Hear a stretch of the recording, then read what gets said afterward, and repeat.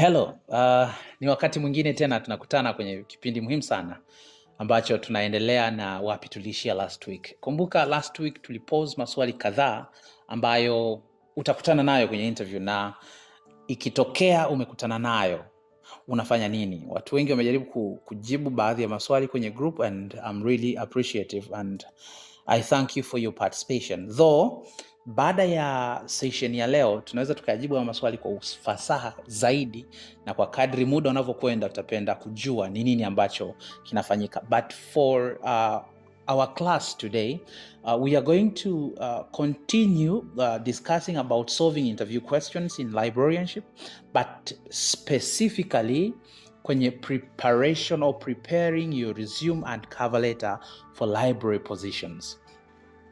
Kati ya changamoto nyingi ambazo wanafunzi wanakutana nazo au librarians wanakutana nazo wanapoingia kwenye competition za kutafuta ajira, ni namna gani aandike CV yake na ni namna gani aandike barua ama cover letter. We call it cover letter ama a CV. That's very important.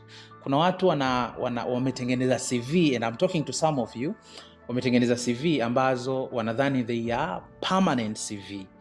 Let me tell you, namna barua inavyoandikwa, inavyobadilika cover letter, vivyo hivyo CV hubadilika basing na nafasi ambayo imetangazwa. Hakuna mtu mwenye CV ya milele.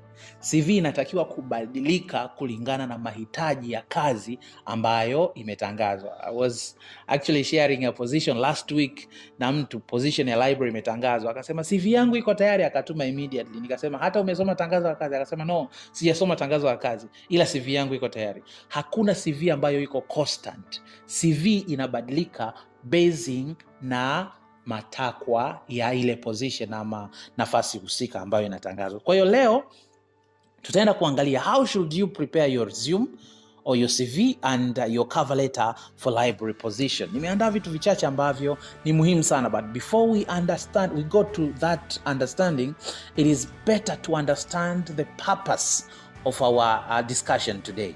In this session, we will focus more on crafting a tailored resume and an effective cover letter for library positions. And the goal of this discussion will be, we are expecting that at the end of this session or at the end of this simple lecture, you will understand how to highlight your qualifications and experience to stand out in the job market and make the lasting impression on the hiring manager. In a simple term, naweza nikasema mwisho wa lecture hii tunategemea kwamba utakuwa na uwezo au utakuwa na uelewa namna gani unaweza highlight qualifications zako kwenye karatasi na experience zako kwenye karatasi, and you stand out to be the best kabla hata watu hawaja kuona. Kwa hiyo kwa kuandika ile barua na kwa kuandika CV yako, mtu anakuwa impressed ama anakuwa anashawishiwa kutaka kukuita ili kuona kwenye interview. I can give you simple testimonies. Kuna nafasi zilitangazwa, nakumbuka mwaka 2015, wakati watu wanahitaji experience ya miaka 5, and trust me, ndio mwaka huo nilikuwa namaliza chuo na niliomba hiyo nafasi na waliniita kwenye interview. You know what? It was because of how I wrote. Kuna namna unaandika, wanakuona umemaliza immediately, lakini you can motivate them, you pick their interest so that they can call you on board for interview. Now, number one, session yetu number one, area ambayo tunatakiwa cover siku ya leo ni how to crafting a tailored resume, or the importance of having a tailored resume. Why should we tailor? Okay, tailoring resume ensures that it speaks direct to a specific need of the library position you are applying for. Generalized resume often fail to demonstrate why you are the best for that particular job or for that particular position. Why should you tailor your resume basing on the position that has been advertised? Nilisema kwamba generalized resume CV yako ikiwa general, ile ulioituma wakati wanatangaza post A, ile unaituma wakati wametangaza chuo fulani, ile unaituma leo, it doesn't work. It becomes a general CV. Now you have to tailor it so that it will become a specific CV on that particular position. So how do you tailor? Maeneo gani ambayo unatakiwa kuyaangalia sana while you're tailoring or you're trying to design a specific resume for that particular position? Number one, try to check on job description. I have called here a job description review. Try to have a review on a job description regarding the post that has been advertised. Reading the job position carefully, identifying the keywords such as the skills required, the qualifications that are required, and responsibility that are required will help you to design a well-versed resume or a CV. A CV that will stand out because it will look that it fits the advertised position. Number two, make sure that you're checking the skills that have been advertised. In other words, here I've called this point to be skills matching. Try to match your skills to close the gap that has been advertised, kwa sababu mtu anapotangaza nafasi ya kazi, maana yake yeye ana uhitaji wa huyo mtu, na inapotokea anasoma CV ya mtu kabla hajamuita, anapata picha ya kwamba hii CV ninayoipitia itafaa kwa hii nafasi ambayo ninaitafuta. So you try to match your skills to those listed on the job description, and you showcase your experience with the relevant library technologies, research, cataloging, customer service, and whatever skills that they have identified on the job post. So you have to make sure that you're trying to merge kile wanachokihitaji and what you're stipulating in your resume. And that is the case. And that's why I always say that there is no a general CV on a job advertised post. There is a specific CV. Kwa hiyo zile skills wanazozitaka kwenye ile tangazo, they have to be matched with your skills and stipulated on the CV.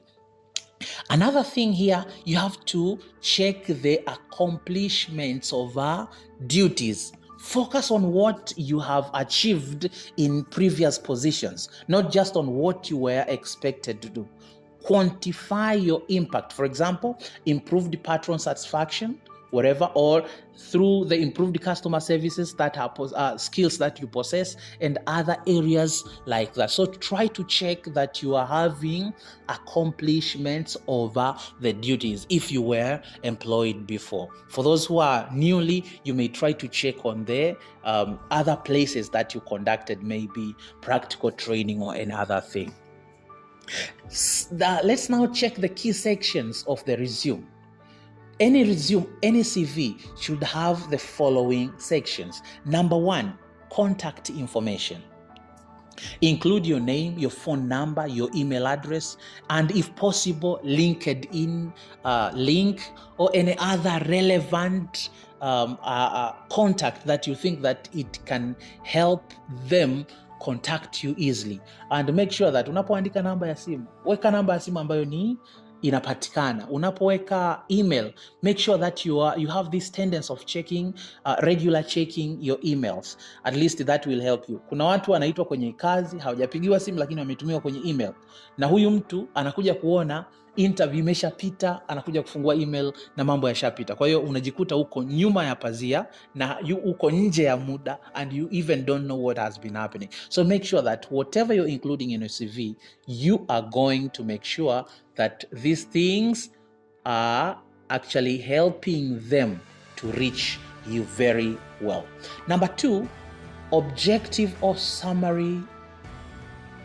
This is a short statement. Most of the time we do include a short statement that summarizes your career goal and what you bring to the library roles. Now, most of the time, even I'm going to share my CV, you will try to see. There is a statement, a career statement. That career statement means a lot. beside having the contacts, lakini mtu kwa kusoma ile career statement anaweza akajua kwamba huyu mtu anaweza akatufaa sana kwa sababu ya statement aliyoiweka. Okay, we are going to see some of the examples as in our coming sessions. Number 3, try to make sure that the skills and competencies are well identified. List the key specific skills, for example, knowledge organization, cataloging and classification, software or library software such as Koha or research database na vitu vingine. Zile competencies lazima uzi-highlight pale kwenye CV yako. If you fail to do so, it is going to bring hard time for them to know what you really want. Another thing that we are going to cover today is the key sections of resume. Number 1, actually I have identified a few key sections, and to mention a few, make sure that you include a professional experience.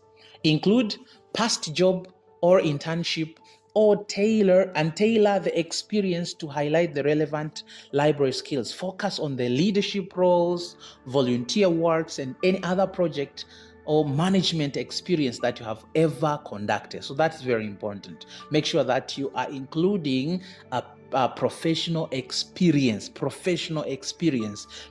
Don't forget the name profession. You have to make sure that professional experience is part of your CV. Another thing, education and certificate or certifications.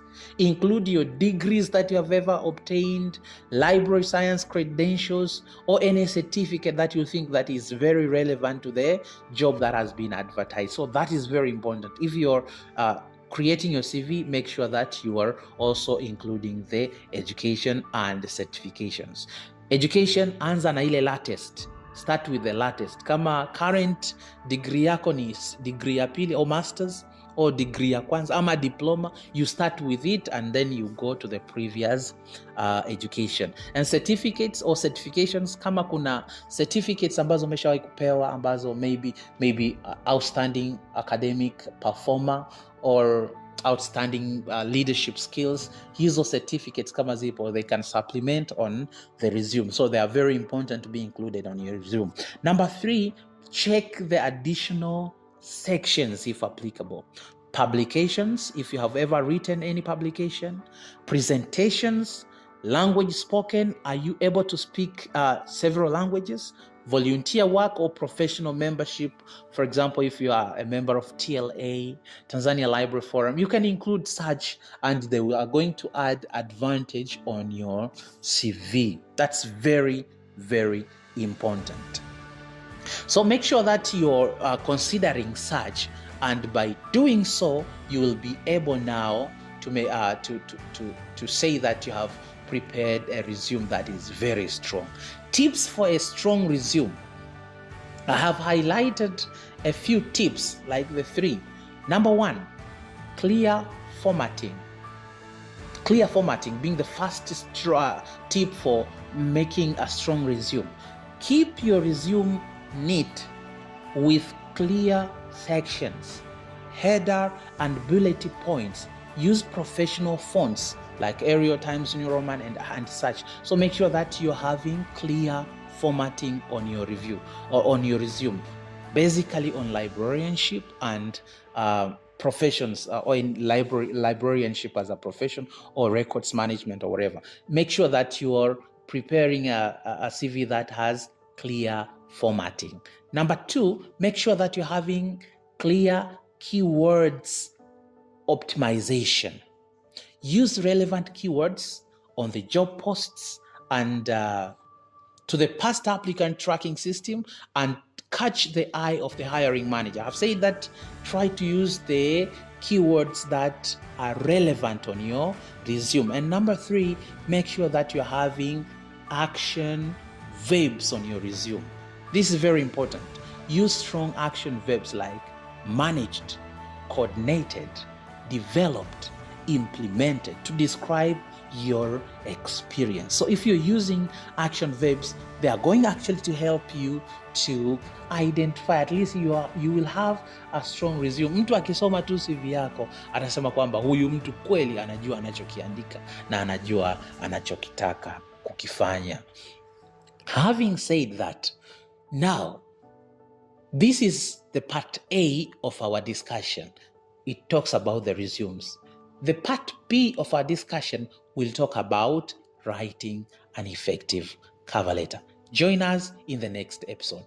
Thank you very much. You're blessed.